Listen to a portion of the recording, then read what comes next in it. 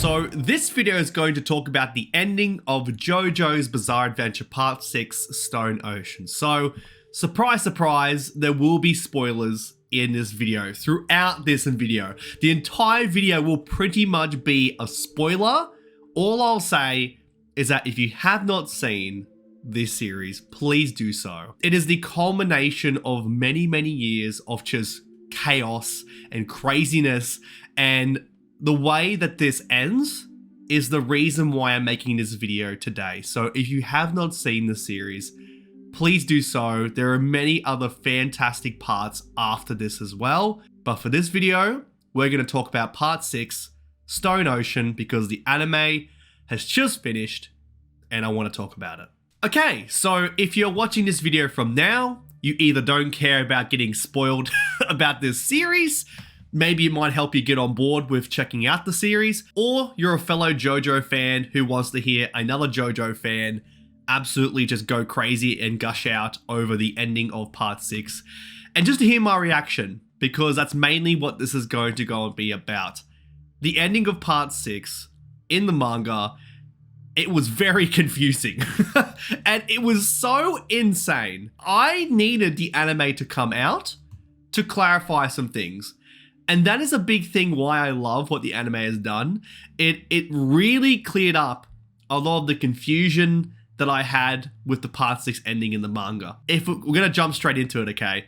So the ending of JoJo's Bizarre Adventure Part 6 is by far the craziest ending in JoJo's period.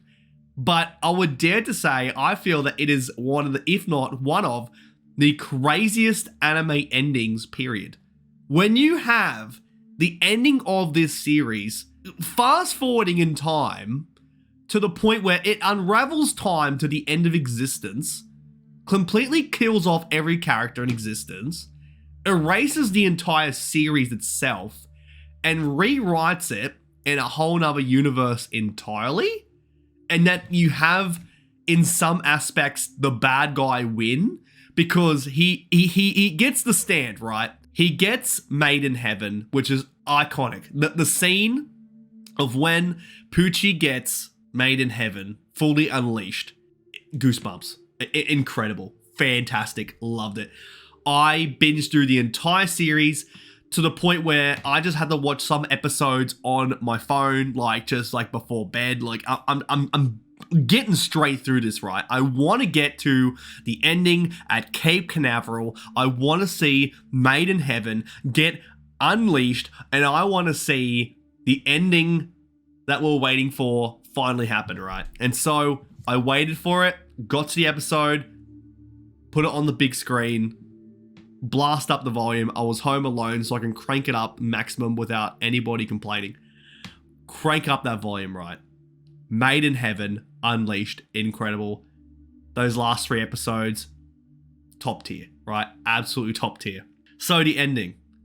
You have Poochie with Made in Heaven, erasing all of time, and by doing so, with Made in Heaven, he has pretty much like won. The only thing is that he dies at the very, very end with Emporio. Like just punching the daylights out of him, right? Getting the revenge. Killing this man, right? Killing him, dead. Just clocked him, right? Knocked the daylights out of this man, Poochie. He was so close, right? And this little fucking scrawny little kid with his baseball cap, right? With his little baseball outfit. Like, what is this? It is by far the best conclusion, I feel, or the most satisfactory conclusion in the JoJo's anime. I love me some Jotaro and Dio action. Dio is the main man. I absolutely love my Dio. But in terms of the build-up, the hype, the stakes, the outcome, whole universe unraveling, everyone getting killed off, we're going back. You have that feeling once again of, how do I stop this man? This man can fast forward time and just erase everything. He knows exactly what I'm going to do next because he's seen all of time. How can I stop this man? That feeling of just like that anxiety and just like hopelessness is there, and that's always there in every single JoJo ending. I absolutely love it because you just, they're the most overpowered stands, right? So we got to that point, and then you have Weather Report coming out for Emporio, knocking this man through a piano, pole driver style, smashing him through.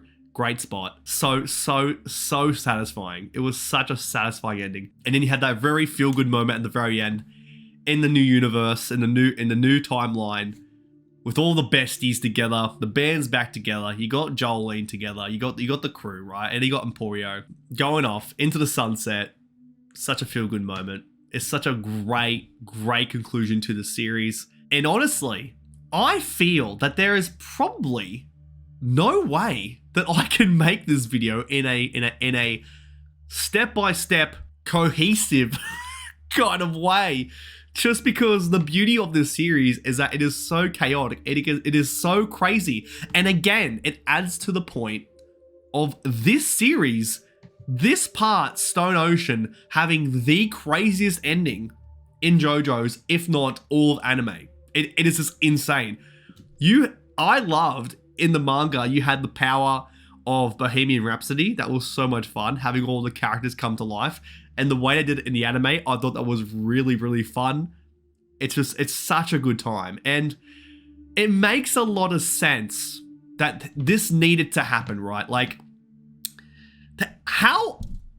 the fact that we got this far, 6 parts in with all these different stands and all the crazy stakes, it's surprising that it got this far, right? Like the ending of part 5 with Gold Experience Requiem, right?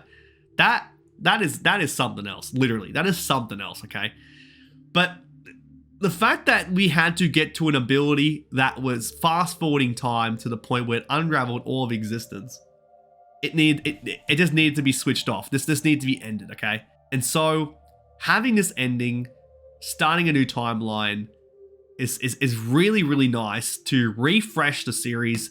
And because it leads into Steel Ball Run and JoJolion, Steel Ball Run, best JoJo series, there's no question about it, right? This is not even a debate. You can have your favorites, like you can have part 4 be your favorite, or like, you know, any other part be your favorite, but objectively speaking, the very best part in JoJo's is part 7, Steel Ball Run, and you cannot say otherwise, because it's not true.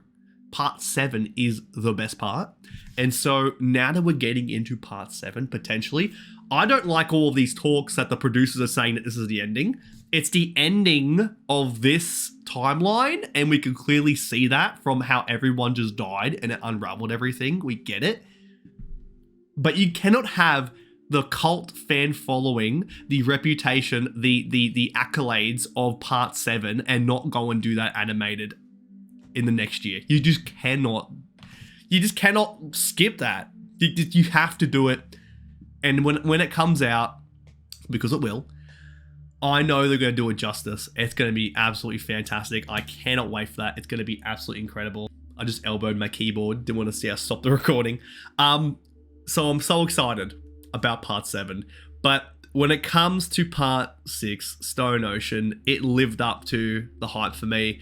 It was a fantastic time. Jolene is a fantastic main JoJo character. She is up there totally as one of the greats. I feel that this solidified it. The final conclusion with Poochie and Jolene was really cool, but seeing Made in Heaven get unleashed, seeing everything unfold, and having Emporio have his revenge, have his justice, such a satisfying conclusion.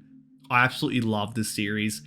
Let me know your thoughts in the comment section. If any of my ramblings got through to you and you want to go have some comments down below, maybe you want to share the same kind of feelings down below. Do you think this is the craziest JoJo ending? And also, if there are any other anime series that you feel have a really insane, crazy ending, I know one that comes to mind is the Berserk anime, because it literally ends on a cliffhanger in the worst possible spot. But in terms of like the situation of this series and unraveling time, erasing your universe and everything, I don't think it's any crazier than that. But let me know in the comment section. I hope you all have an awesome day. Take care, and I'll see you all on the next one.